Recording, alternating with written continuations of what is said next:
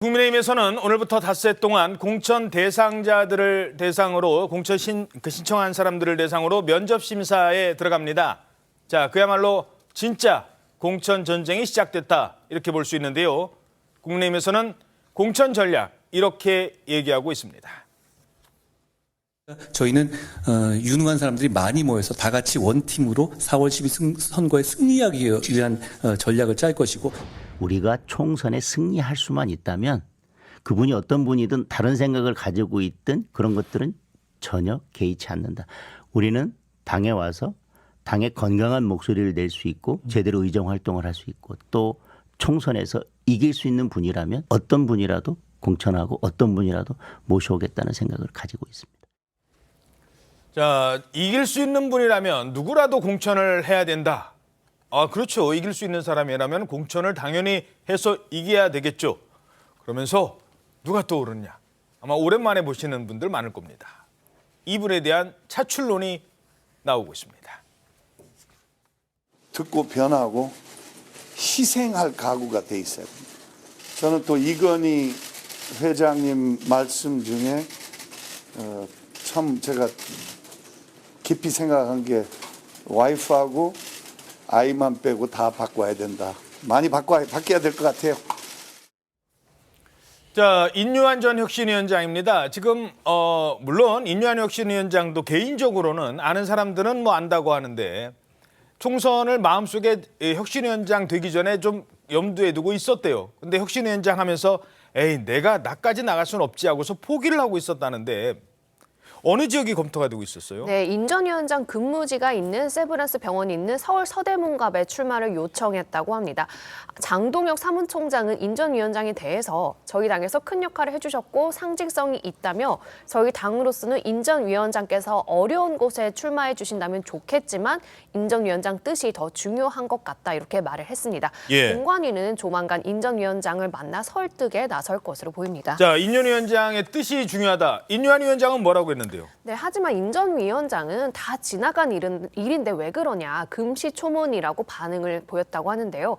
지도부에서 정식으로 요청이 와도 받을 생각이 없느냐는 질문에 대해서도 전혀 모르겠다고 답을 했습니다. 그런데 비례대표 출마나 입당 가능성에 대해서는 답을 제대로 하지 않았습니다. 그렇군요. 그러니까 지역 출마. 여기가 지금 우상호 의원 네, 우상호 지역구잖아요. 의원. 네. 어떻게 보십니까? 아까 뭐 운동권 청사는 얘기 나왔습니다만 우상호 의원이 운동권의 뭐 대표 주자죠, 민주당 내에서.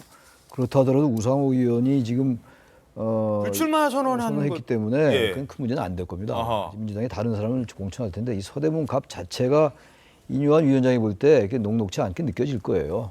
그리고 세브란스 병원이 있는 지역이라 하더라도 뭐 그건 그렇게 중요하지 않은 것 같고, 문제는 제가 아까 인유한 위원장이 지난해 희생과 헌신 이런 걸 얘기를 많이 했잖아요. 예. 당을 위해서 희생하려면은 이런 데 출마하는 게 맞죠. 사실은 논리적으로는 그런데 또 각 개인으로 돌아오면은 당선되는 게 중요하잖아요. 출마했다가 떨어지면 뭐 개인적으로는 굉장히 힘든 거니까 당을 위해서 헌신하는 것도 좋겠습니다만 아마 그런 점에서 인유한 위원장은 아직 준비가 덜 된 것 같아요. 지역구 출마까지는. 그러니까 비례대표 출마나 이런 부분에 대해서는 이제 부담이 없으니까 어느 정도 당선권 내에 들면은 이제 국회 지지할 수 있는 거라서 아마 그쪽으로 생각하고 있는 건데, 글쎄요, 국민의힘에서 이제 비례대표 쪽으로 이제 돌릴지 인유한 위원장을, 아니면 끝까지 지역구 출마를 이제 재촉할지는 모르겠습니다. 아마 인유한 위원장은 현재 지역구 출마 생각이 없는 것 같습니다, 일단. 예. 아직까지는 본인은 뭐 이번 총선 지난번에 혁신위원장 할 때 이미 마음을 내려놨다 이런 입장인 것 같습니다. 자, 그렇다면 국민의힘 지금 공천 작업 중에서 무엇이 제일 중요할까? 지금 국민의힘 안에서는 이 세 가지가 가장 중요한 뇌관이라고 합니다. 이거 잘못 건드리면 터지는 게 뇌관이죠. 잘 마무리를 해야 된다는 겁니다. 첫 번째가 양지 교통정리. 이른바 영남권, 강남권 지금 서로들 나간다고 하잖아요. 특히 영남 같은 경우는 뭐 지금 4점 몇 대 1, 뭐 지금 평균 4명, 5명씩 몰리고 있다고 합니다. 게다가 또 중진들 물갈이, 지금 말은 안 하고 있지만 왜 내가 나가야 되는데 라고 하시는 분들 많을 겁니다. 막상 공천 발표되면 자, 이분들이 그럼 어떻게 할 것이냐. 그래서 잡음도 최소화해야 된다. 이런저런 얘기가 세 가지가 나오고 있는데, 자, 이 중에서도 어떤 점이 제일 중요하다고 보십니까? 제가 보기에 그 세 가지 내관은요 이미 다 제거됐다 봐요. 아 그래요? 이미 내관이 다 제거됐다 봐요. 대표적으로 이제 양지 교통정리 있잖아요. 예. 이분은 이제 그 이원모 비서관이 강남 어리 있지요. 거기 박진 장관과 그게 논란이 됐어요. 근데 이원모 비서관이 당에 일임하겠다. 당이 맡겨버렸습니다. 그러면 이게 대충 정리된 거고 영남은 이제 예선이 본선이기 때문에 경쟁률이 높은 거지 뭐 그게 양지만 찾아간 건 아니에요. 따라서 저는 양지 교통정리도 상당 부분 이미 내관이 제거됐고요. 그다음에 중진 불가리도 마찬가지입니다. 이미 여러 중진들이 험지로 가겠다.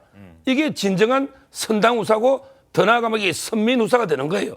대표적으로 이제 서병수 부산시장, 그다음에 김태호 전 경남지사, 그다음에 오늘 조혜진 의원 전부 이게 당이 명하면 내가 이게 지옥이라도 험지라도 가겠다. 이래 희생이 나오고 있습니다. 따라서 이제 중진 불가리도 상당 부분이 해소가 된 거고요. 무엇보다 이제 자범은요 이미 한동훈 위원장이 원칙과 시스템에 따라서 이제 공천하기 때문에 이 부분에게 크게 반발할 수가 없어요. 따라서 이제 원래 걱정하던 세 가지 내관은 이미 제거됐다. 이렇게 보면 돼요. 자, 최 교수님, 시창인 교수님. 근데 자, 양지의 교통 정리를 해야 되는데 그 양지의 영남 지역에 대통령실 출신, 검사 출신들이 많이 몰려 있다. 아마 민주당은 세고 있을 겁니다. 그렇겠죠. 예. 그리고 또 하나는 중진들이 그러면 가만히 있겠느냐? 그러면은 잡음이 생기고 이 부분은 아직 이제 답안지는 안 나왔어요. 우리 저기 서정욱 변호사께서 아주 이제 국민의힘에 낙관적인 말씀을 해주셨는데 전 내관이 전혀 제거되지 않았다고 저는 봅니다. 이런 부분들은 이제부터 시작이거든요. 오늘부터 이제 공천 면접이 들어갔고 닷새 동안 한다는 거 아니겠어요? 그리고 아까 서병수, 뭐 김태호, 조혜진 의원 얘기 나왔습니다만 그분들이 이 사실 뭐 이제 험지 출마하겠다고 얘기는 했는데 다른 중진들은 아직 그렇지 않거든요. 또 하나 문제가 지금 우리 앵커 말씀처럼 그 서병수, 김태호, 조혜진 의원의 지역구에 이제 어떤 인사가 들어가냐가 중요합니다. 만약에 대통령실이나 내각에 있던 분이라든지 또 대통령 친윤으로 분류되는 그러한 분이 들어간다면 그건 별로 의미가 없어져요. 험지 출마하는 게 이분들 서병수, 김태호, 조혜진 이런 사람들이 험지 출마가 의미가 없어지는 것이고 뭐 중진 불가리나 이런 것들은 야당도 마찬가지입니다. 여야가 어쨌든 어느 선거 때나 부딪히는 문제거든요.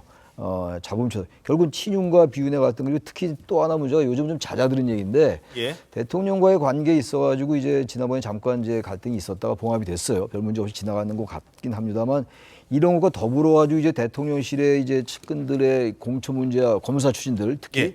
그렇게 되면 이게 이제 같이 대통령실과의 관계 이런 수직적 당정 관계와 같이 맞물리면 이제 또 이제 갈등이 재현될 수 있죠. 그래서 아직은 내관이 완전히 제거됐다라고 보기엔 아직은 좀 시기상조다라고 봅니다. 알겠습니다.